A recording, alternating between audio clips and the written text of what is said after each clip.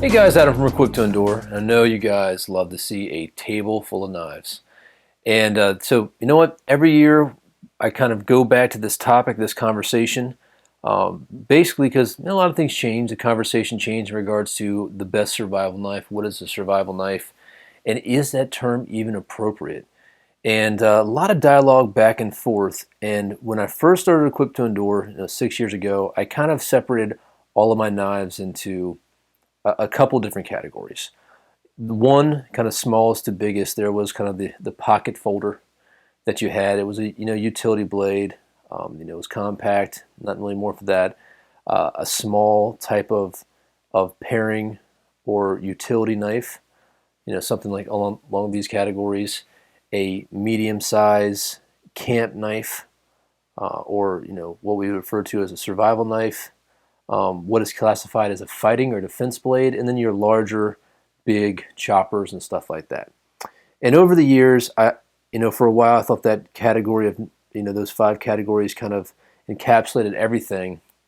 But I feel that model where it's based off size is kind of inappropriate now, and I'm looking at a model based more on utility. And what I have in front of you is probably a very heavy collection of blades. Some of these are my personal blades. Some of these are models we're working on for test and review. And you might also notice the axe here. And I think that's an important topic as well when it comes to what is the best survival blade or a utility blade or anything like that. When I say blade, I don't necessarily say knife. And there's a lot of different options here. And I think it's important to look at kind of the utility of what we have for everything. So I have them loosely separated into groups, but some of these groups I can transfer over. For an example, this SRK by Cold Steel could probably come in this group. This is more of my, combat slash camp knife section over here. This is more of my larger chopper slash large camp knife. We have over here stuff that we would probably use if you're more into bushcrafting. And this over here, is probably more of a hunting slash, camp knife, medium camp knife, but this is also a good survival knife range. And of course over here we have a large machete and of course a large hunter axe from Letterlings. And these categories, going back and forth and looking at the utility of knives, looking at the options here, there is some similarities in all of these blades. And so I'm just going to kind of start from wherever and kind of go over the pros and cons. Now there's some knives here that I think make excellent camp knives slash survival knives slash possibly even bushcraft knives that are not represented on this table right now. So guys, if you see your favorite knife that's not on here, like your ESEE guys, if I had an ESEE RC5, it'd be on this table. If I had an Azula, it'd be on this table. I just don't have access to one right now. A lot of my blades, they kind of run the course all over the country with E2E, fans and team members who I've got, a collection of knives, or I let them borrow a knife for, forever. You can borrow this forever type of thing. And so I tend to go back and forth with what knife I'm using at the time. And I'm always testing and reviewing other knives. So, I try not to be stingy with my equipment and share it with my fellow man. So again, if you guys don't see something that you like on here, or there's a knife that I've used in the past that I've sing songs about and it's not on this, this is just what I can fit on the table in the categories for the conversation that I want to have. So let's start back with the BK9. This knife, another special one. This I actually won at Practice What You Preach. This was the first year I went down there. I had my first interview with Ethan Becker when I met Ethan, and we did a couple of videos, and I happened to win this. This was like one of the last giveaways, and Ethan gave this to me. And it's a great knife. As you guys can see, it's been loved. And I really, this knife is almost like a Roman gladius. I mean, it is just, the combat applications, if you want to go that route, the utility applications, if you want to go that route, we use this knife for everything at camp. So this is the one that we were chopping all of our firewood with. Ethan was doing some fine work with it just to show. And, I don't think anybody used this in the chopping competition that year. I might be wrong, though. But when I got it from Ethan, it was definitely not used, new in box. I wanted the used one that we had been using. That it was brand new at that event, but just a great knife. You guys know I'm a fan of Ethan's designs, and the handle designs fits me very well. It's just a great blade. One of the best large blades, for the price point as well. I mean, you can go out there and spend $350 on a larger blade, but for all intents and purposes, this is the blade that you need if you want a larger task blade to throw on the side of your backpack and go to town with for a large, handy, very functional camp knife. And I mean, if you need to chop some vines or clear some brush, I mean, it's not going to be as fun and effortless as a machete. This thing's just so fast. It's, this just can't keep up with it in the jungle. But I don't live in the jungle, so this is not really a necessity for me. If you're, Joe Flowers and you're going to the jungle every other week, well, then you need a good collection of machetes, which Joe has. And we're going to get more into that into this conversation as well. But for all intents and purposes, for where I live in the, eastern woodland areas of Maryland, I travel up to Pennsylvania, down to Virginia, North Carolina, this is all I need. So it works well. I mean, I think I've been in Missouri with one of these, and Tennessee. And so for the most part, in the regions that I love to camp in, that I go, if I'm going to bring a large camp knife with me that I'm going to strap to my backpack, kind of set it and forget it, or leave it at the camp to process large wood, or if I need to clean up, this is going to be the blade. Is it a good survival knife? Well, here we come back to this catchphrase survival. And let's be honest, guys. The reason that so many of us YouTube guys or whatever use that term is because it gets search results. There's some metadata involved in that term, survival blade. So when we use that term, unfortunately, it's associated with certain concepts that are fantasy, that are very romanticized, and it's just not, down to reality. When you talk about real survival situations, you're talking about the very important 72-hour window when you're SOL, and either somebody's coming to get you out of that situation, or you got to muster through to get to that situation. But at whatever point that is, you made a critical error and you failed at one point. That is, if you're in a survival situation, somewhere along the line, preparedness went out the window. And I hate to say that, and I'm not saying that freak accidents don't happen, because they do.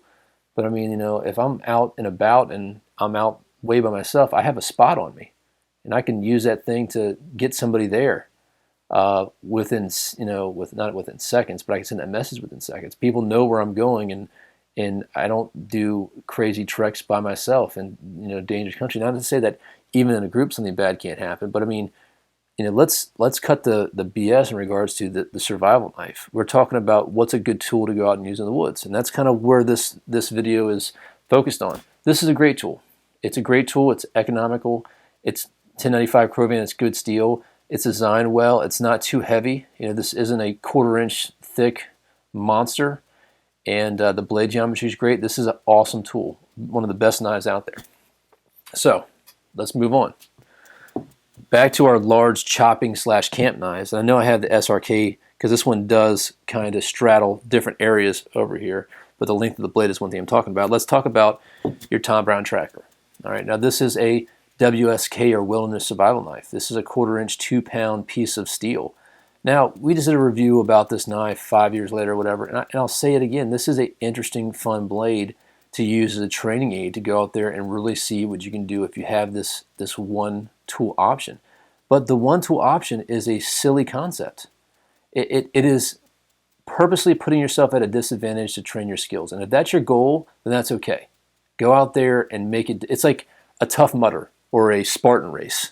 You're going out there because it's a challenging thing, and you want to see how tough you can make it. And if you can strap 2 pounds to the small of your back, and this be the only tool, and make your friction fire and make your shelter and find food and find water, well, then you're good to go, and you're probably a better woodsman for it. But is this the tool that you want to go out there and rely on? No, you want to have a plethora of different tools. You want to have an axe, you want to have a knife, and you want to have a saw. That's like the holy trinity of cutting devices. And if you're planning on really going out and not having those tools, well, then you're just planning on making it hard for yourself. And I'll say it once, I'll say it again. Real survival is a lazy man's game. You don't want to be put in that situation. You want to do it with the least amount of weight, but the least amount of effort as well. So Again, very cool tool. I know some guys who make self bows who like using this tool. It helps them with that, and that's a hobby for them. That's what they go out and enjoy doing. Now, this knife can be pretty expensive. I think it retails, or the average price is between $2 and $2.50.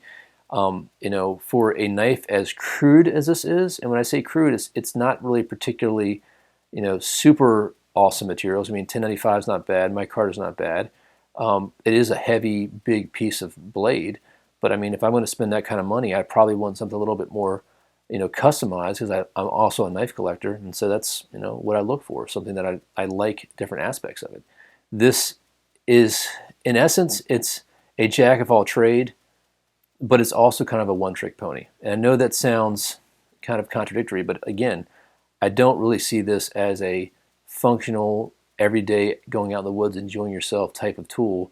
It's more, again, let me go out there and train hard. So, not a bad blade. I enjoy it. I've told before I'll probably never get rid of it. One thing, as you guys can see, I'm also a knife collector.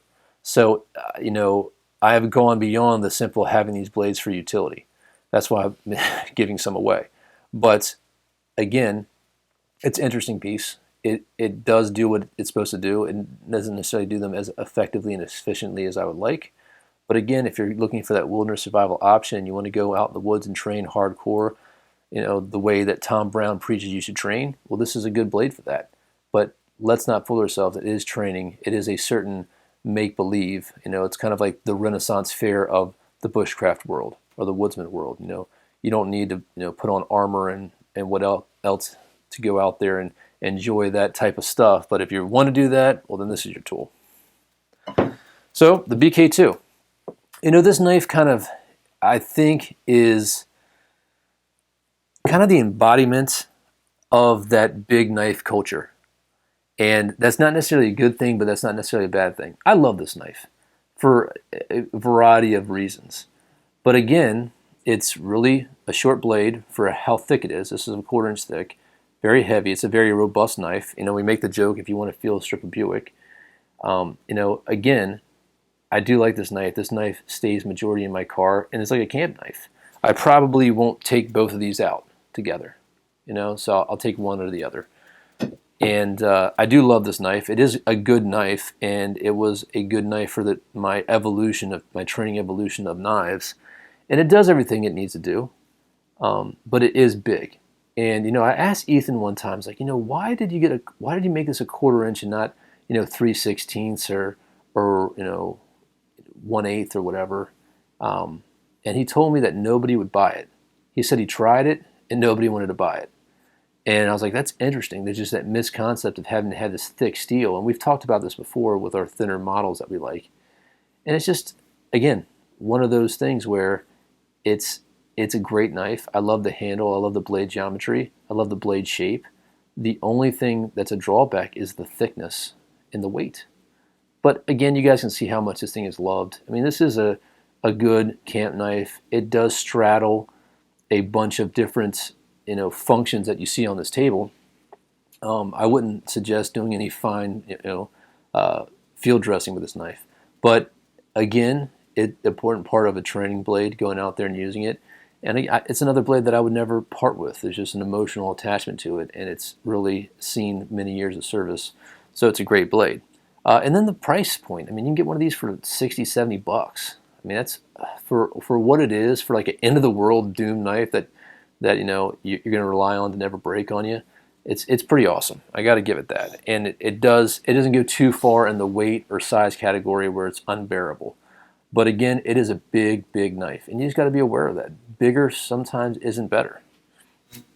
All right, so SRK, probably one of, well, when it came out, it was probably a very popular knife, and in years past, it's really, I feel, not get its fair mention. It is an awesome blade. I mean, this is the Carbon V model.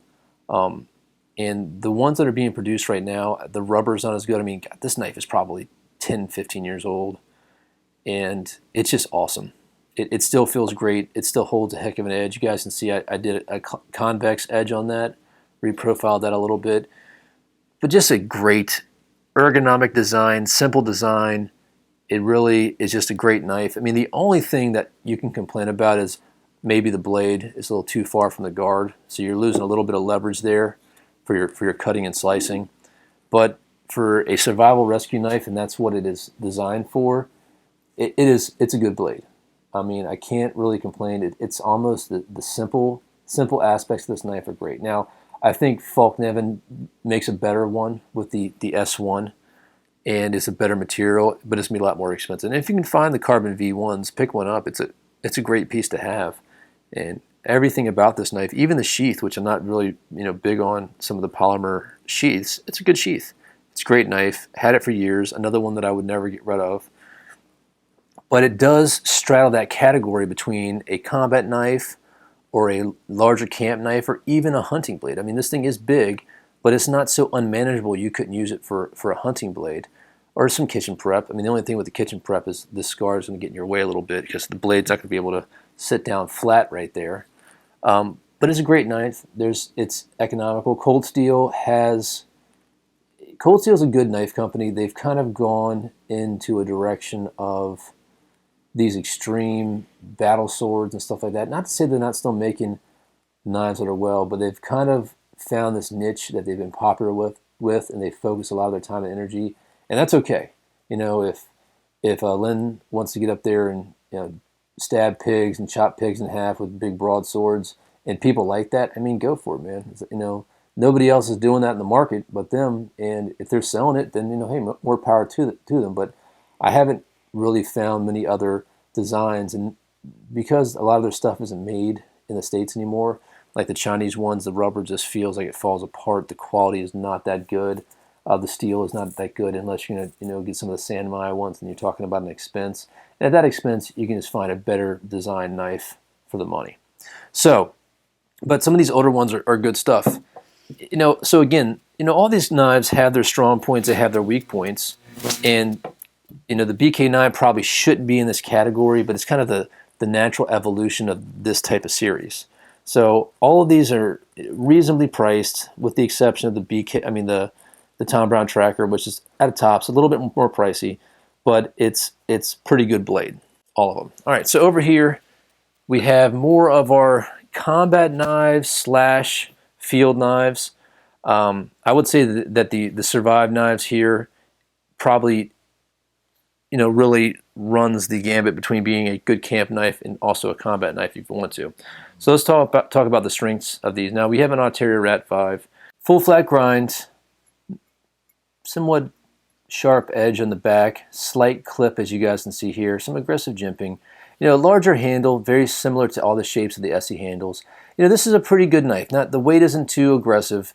You have a finger choil here, which, for all intents and purposes are for larger knives to get that balance point, but it does allow you to choke up a little bit to do some finer work, and you can have some really good control. So they do that well. For a knife this size, I wouldn't normally need it, but because it's a little bit heavier, especially with the micarta, you do need that balance point up there, so it's not bad. This is 1095. I did throw a different edge on this one, and it's not a bad knife. I do like the full flat design. I think we're a little bit, this is a little 3/16, I think, maybe a little hair thinner. Again, not a bad knife. This does kind of, straddle that combat type knife. It does have a slight guard here, I guess you could fight with this. I don't really talk about knife fighting. I think it's kind of silly, especially in, if you're going to be in a knife fight, somebody's probably training you how to, be in a knife fight combat situation, and you're probably going to have a knife for that very reason. So to do your research on a fighting knife in general is kind of a less than realistic concept, unless you're maybe somebody who's directing action scenes in a movie or something. I don't know, but this does have that combat utility type feel. It has a couple different functions. It's not a horrible camp knife, but then again, there's some other options, and the price point for these isn't terribly bad. So now this, I would say, is your heavy commercial type mil-spec-esque knife. When this thing came out, it really, it really did hit the scene. I mean, I don't even know how old this knife is, but you have your glass breaking tip, you have your hammer ends, the blade, is more of Gerber's mystery crap. The one thing I can't stand in this is the serrations. I know there's a model that doesn't have serrations. You can, you can tie this up and make a spear out of it. But the plastic housing, as you guys can see in here, is really garbage. This thing is broken. When this knife first came out, I did like it. There was a story too that this was insulated and you can not get shocked by working with this, which is not true. It's failed that as well. Now this one is made in America. Some of Gerber's stuff now is made overseas. So I just never, again, this was a interesting knife back in the day. It had an interesting sheath setup. When the LMF2 came out, it really did, it's very popular. But nowadays, it's just, everybody knows a little bit better. The Gerber steel in this isn't the best. I can't remember what their proprietary steel is. This rubber does, mess up a lot. The plastic housing, the blade breaks pretty easily. So there's just a lot of failures. Now this thing did, do some work. I lent this to my lieutenant at the time who took it. I think he was in Afghanistan. He used this for his year deployment. And he didn't have any super issues about it. Just again, this is a mil-spec looking knife for mil-spec looking reasons. And the utility, I think, is kind of, questionable for that. The sheath system was pretty cool when it first came out. And that was kind of the whole point, is this was a very hardy system that could be carried in a multitude of different ways, had a built-in sharpener, had a pretty interesting system for retention. And, but all in all, it's just one of those that I think you can do better. So this is the Survive Knives 5.0. Great knife. This has got a little powder coating on it. And I'm a fan of this knife. It's it's a little bit thicker than some of their 4.0 models, and good blade geometry, good handle design, hidden lang. You got this little pommel right here. It is, if you have super big hands, it might be a little small for you. But I do like the slim line. It feels pretty comfortable, designed very well. The only real issue with these is, of course, they're hard to come by. They're a small shop, and they can't keep up with production, which is probably a good thing and a bad thing. And this is a premium material blade. Now, it doesn't come at a super premium price. I mean, this knife goes for anywhere from $200 to $250 if you can find one. The only other issue is the CPM 3V is very tough steel. I mean, it's going to keep your edge on, but if you are trying to sharpen this in the field, you might have a little bit more difficult time. So you got to keep this sharp and a little bit more maintenance. But it is pretty corrosion resistant. It's a good steel. It is one of my favorite steels out there, but you have to know what you're getting into. This probably needs to be professionally sharpened, and it's going to be professionally sharpened by somebody who knows how to deal with these kind of steels. So, but it's a good knife. It's just the only issue there is being able to find one. So this is an excellent survival knife. I think this kind of fits the, all of the needs for a survival knife, the ease of taking off the handles, the toughness of the steel in regards to edge retention and lateral strength. The shape and blade geometry is good. They do a good job of sharpening these blades. And I like the different features like, the little bow drill divot. It's one of my favorite, sockets for a bow drill because my micarta works really well. I wouldn't do it with G10. But a good knife. Again, the only problem you're going to run into with one of these is going to be the price point and the availability. And so I've seen these on eBay, $400, and I don't know if they sell at that point. That's how much they're being sold for. So if you're able to get one, it's good. But then again, you're paying for the strength and durability of the steel that you may not use.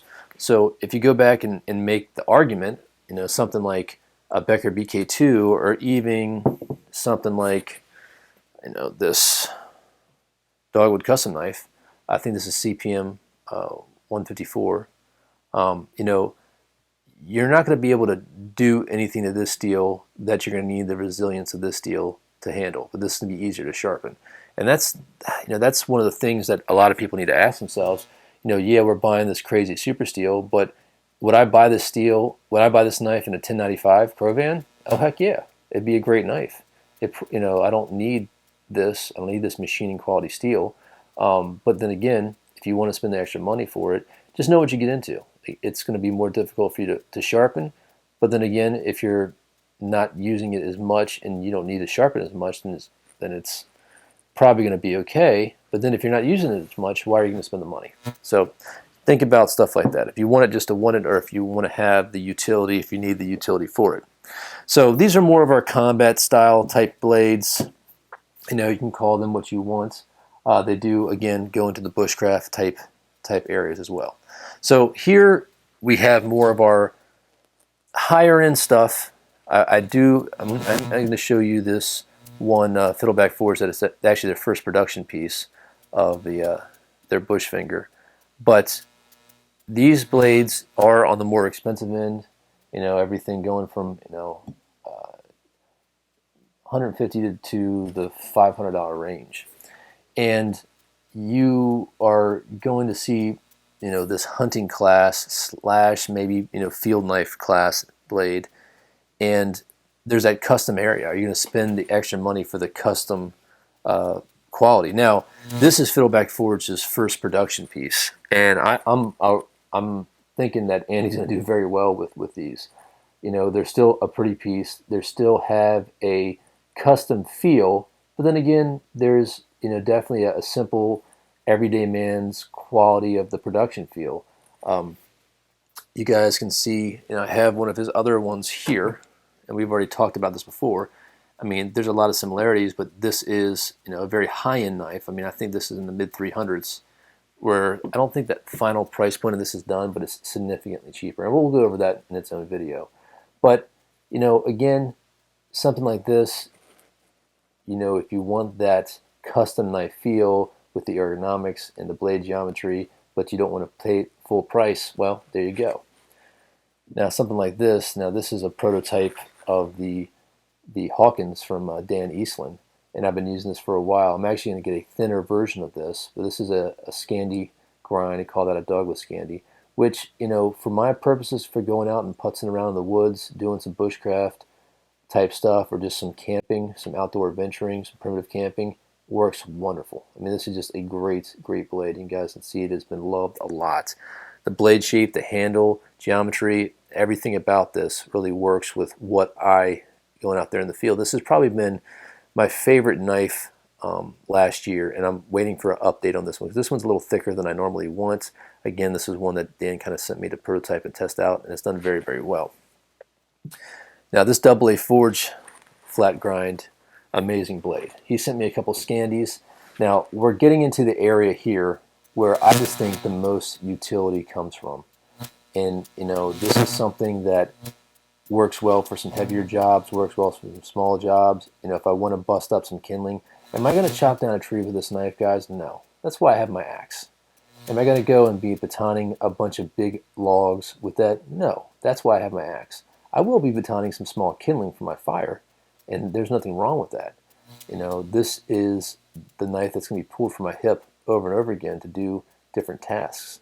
Now, this is a custom piece. This is a AA Forge. It is a little bit more expensive. You have our wood and our liners, and, you know, some very nice jimping here. It's not aggressive at all. I'm really a fan of that. And the handle just feels amazing. It's good steel. And it's just one of those things where this is a good custom piece that can be great for hunting. You're going to go field dress something. It's great for your kitchen prep in the field. It's great for utility to eat with. You know, nobody talks about that. If I'm, you know, sitting there and I've got my little wood block that I've made a plate off, or my, you know, my anodized aluminum plate, and I don't have a knife, I have my knife and fork, I pull this out and cut my steak with it. You know, that's something that, you know, really can't be said with a lot of. I mean, can you imagine pulling this out and chopping up your food with this? And you guys kind of laugh, but I mean, why bring an extra knife for your meal if you have a knife in your hip all the time? And that's something else that's one of the, and I use a knife every day to eat with. You know what I mean? So it's one of those things where, well, why can't that knife be that? And when we get away from knives like this for real everyday use, even out in the woods, that's kind of my argument for knives like this. If I have this, the need for these is diminished unless I'm in the jungle. Now if I'm in the jungle, I'm going to have this. So again, we have to ask ourselves, what is the real reason for having this? You know, yeah, if we're going for a specific type of challenging ourselves in the woods where we're only taking one of these and not taking this and not taking this, well, that's fine. But I have options that these and this, where it's going to be good utility, the weight management's going to be fine, that's going to be a better option, more effective use of my calories, more effective use of my time, and probably safer than these. So we're going to come back. Here's another piece we talked about before. This is a large hunter hunting, the hunter from Fiddleback Forge. I'm a fan of his stuff. His ergonomics are really good. And, again, I'm a knife collector. I put these blades out here for examples of stuff that I really, really like that I go out there and use. I mean, look at this. This is, you guys can see that that's been loved and used. He's doing a lot of taper tangs now, which I'm really happy with. And here's on the bush finger. I have a sneaky Pete as well. This isn't fit on the table. And then now this one, I'm really impressed with. This is a Carter cutlery. This we talked about before. This is hand forged though. This guy is pricey. But if you do want to buy a piece like this that you can take out in the field, you can take out for every aspect of what you do, this is going to be on the more extravagant type thing. And I'm going to say it as it is.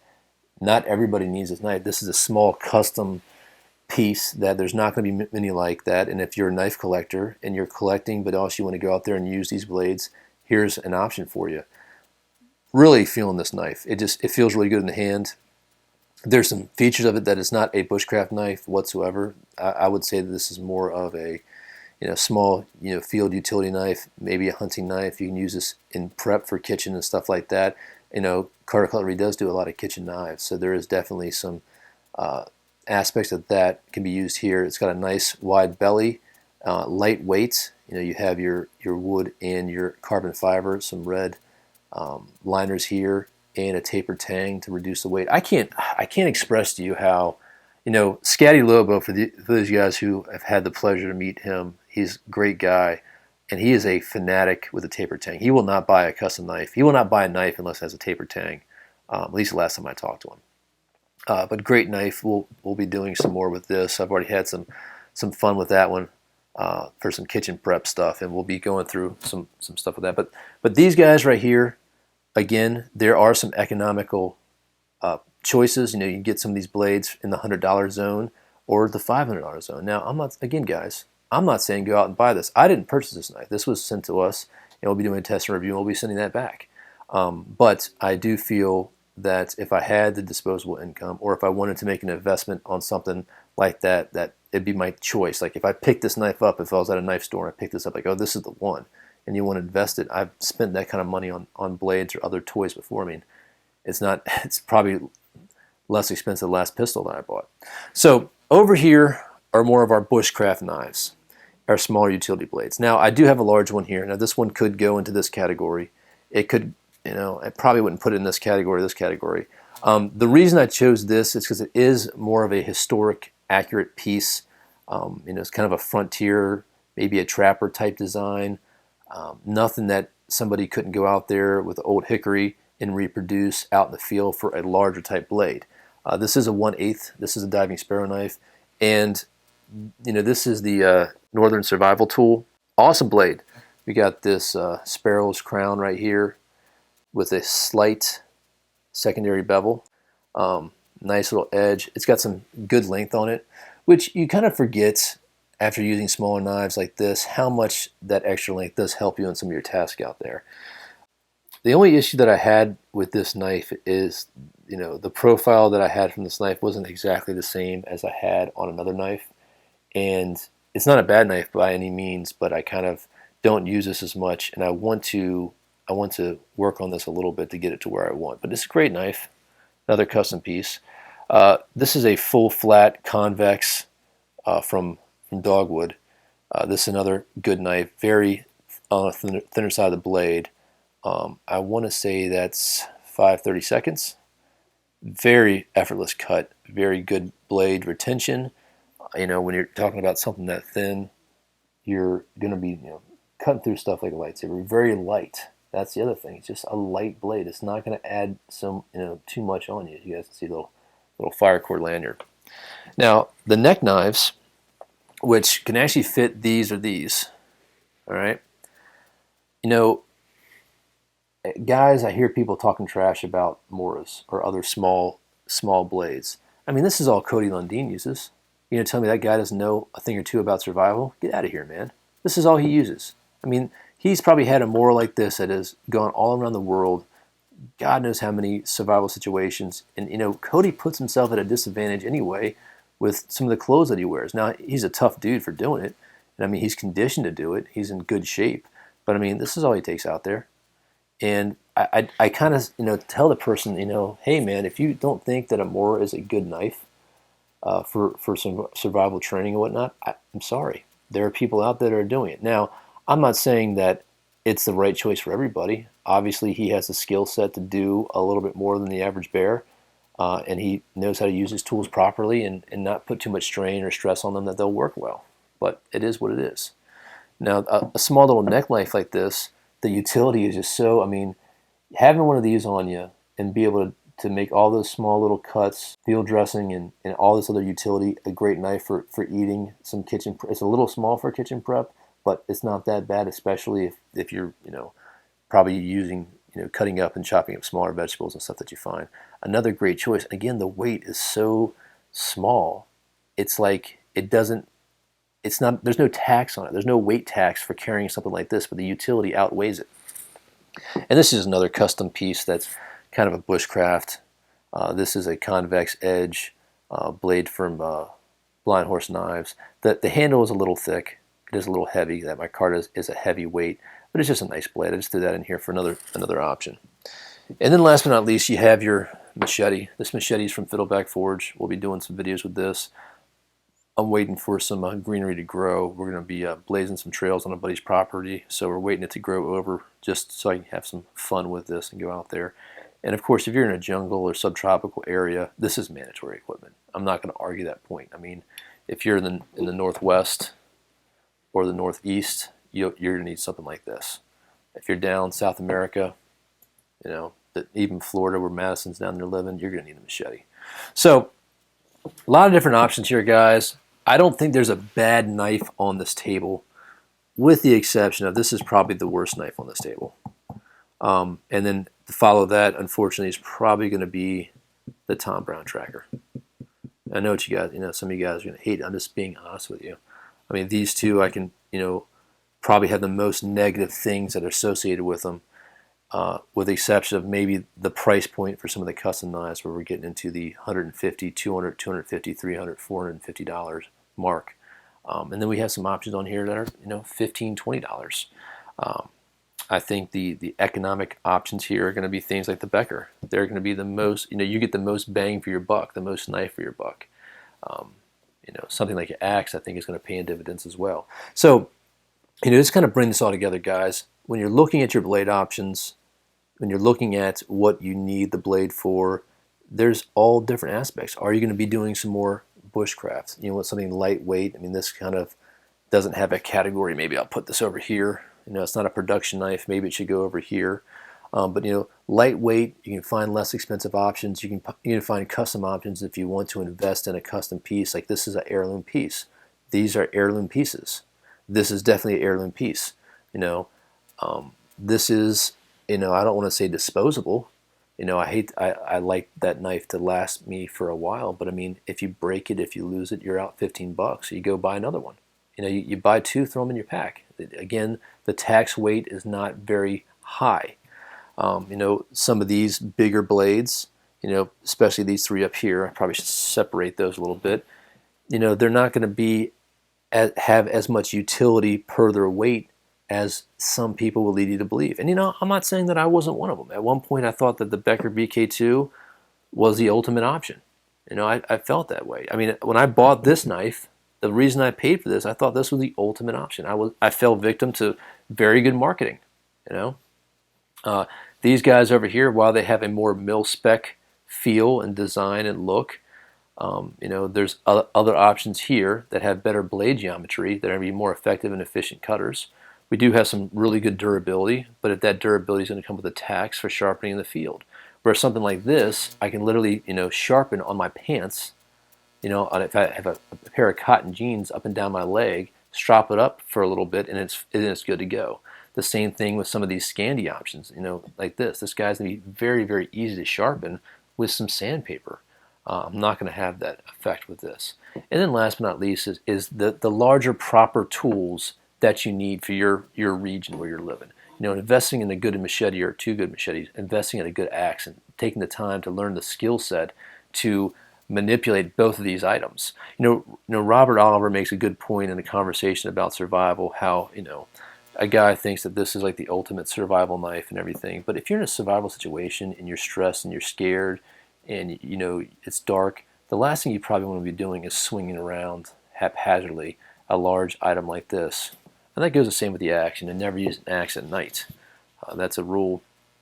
But something small that you can contain, that you can get the job done with all, you know, all of these tools, is something you look at. So as my skill set and as my preferences changes, so do my tools. I mean, that goes without saying.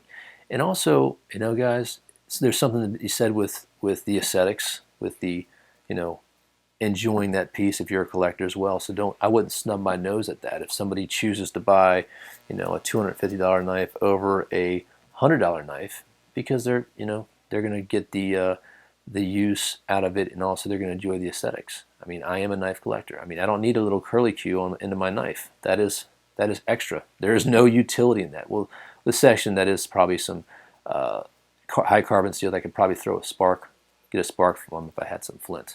But I wouldn't recommend doing that either. That's going to be a last-ditch effort. That's not what that is for, okay? But these are all usable knives. Go out there and use in the field. They're not, you know, leave them on your mantle and just be pretty pieces of artwork. So guys, I hope you enjoyed that video. Please leave your comments below. I want to hear everybody's interest and input in regards to this section. I want to hear everybody's interest and input in regards to the topic of this video. You know, everything from getting the utility out of the blade that you need. Is it really a survival knife, or are you, you know, going out in the fields and playing make-believe? I mean, that's a worthy topic, a worthy conversation. I mean, you guys can see here, this is mine. You know, I paid for this, I paid for this, I paid for this, I paid for this, I paid for this, I paid for this, I paid for this, I paid for this, I paid for this, I paid for this, I paid for this, I paid for this. These are giveaways. This is a giveaway. And so, you know, this is a giveaway, I paid for this. So I do have a lot of money on this table. Here, I paid for this guy. I am a collector, and of course I have a business that runs around, you know, knives and friends that make knives and stuff like that. So there are some different reasons that somebody would have a collection like this that's outside the utility. So I do want to make that understood. I'm not trying to be a knife glutton by any means, but again, it's one of those things where, actually, I do think I made a trade for this. I don't think I paid for this. I think I made a trade for that one. Well, you know, bartering is always good too. And I got some stuff here, guys, so stay tuned. We'll be, you know, doing some tests and reviews and some giveaways here soon. But again, guys, let me hear your input. Let me hear what you think in regards to why you would make a purchase of a knife. You use the utility of the knife, and, you know, what your favorite knife is for your field use, and what that field use is. That's the important thing. I mean, are you going out there like my good friend Paul, who, you know, takes only a knife, and him and his buddy out in the woods and they do some hardcore testing of their skills? Well, that's good. Just be safe when you do that, but that's okay. I mean, there's times that Robbie and I go out and we just take the minimum stuff and we sit out there for hours. And sometimes we're like, dude, you just want to stay out tonight? Yeah, man. Or do you want to hike back to the car? I don't know. I can go for a steak, or, you know what, dude, let's just stay here tonight. We'll get up tomorrow and get a good breakfast. That's what we do sometimes, you know. And it's just one of those things where you got to be able to articulate what you need, what your purpose with this is, and where you're going with it. All right, guys, that's enough rambling from me. I know this is something that you know, we talk about frequently, but, you know, hey, who doesn't like a bunch of knives on a table to talk about? It's some interesting topics.